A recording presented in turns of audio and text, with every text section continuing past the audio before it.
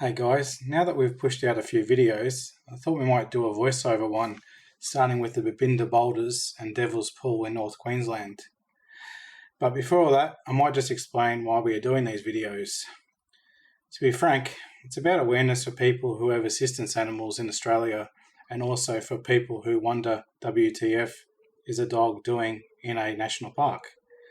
Yeah, 8 out of 10 dogs you see in a national park are probably just someone who has decided the laws of the land don't apply to them, but the other two cases you see are likely a person with a hidden disability or a mobility challenge. So I'm making these videos firstly to show other assistance animal teams what is possible and doable with your animal in Australia, as well as for anyone else who just wants to know what a particular attraction is like around Australia. So I'm trying to make it a little of both, with the hope it gives a bit of information about the places we visit and gives people awareness of assistance animals in the community. Anyway, onto the video. Babinda Boulders is a top spot. If you stay in Cairns, you will find it easier to get there, or if you're staying in Innisfail as well. And if you're only going for a day trip somewhere to one spot, you can probably get there from Mission Beach and have a decent amount of time there as well. The first section of the creek is about 200 metres from the car park and is the safest place to swim, as the currents are non-existent and they're very meek and mild when they are running quite heavily. It also appears to be the only area you are technically allowed to enter the water.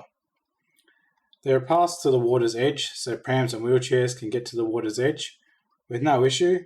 There's also seating down there if you don't want to go in for a swim. When we went, it was about 9 o'clock in the morning. The water was quite chilly. There was one guy there in budgies braving it, but before I start to lose viewers, I thought that we won't, bother to film that. After you leave the swimming area, you take a 2-kilometre walk to 3 viewing platforms.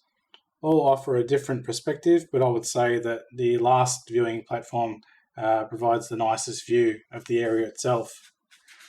A concrete walkway runs all the way to these viewing platforms, so again, if you need wheelchair access or you're wearing flip-flops, then there's no issue.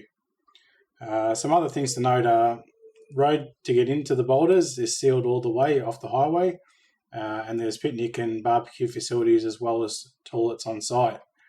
And for those with assistance animals who go here, just be mindful, at the time of this video was shot, I was confronted by maintenance men from the council who told me the dog was not allowed to be in there.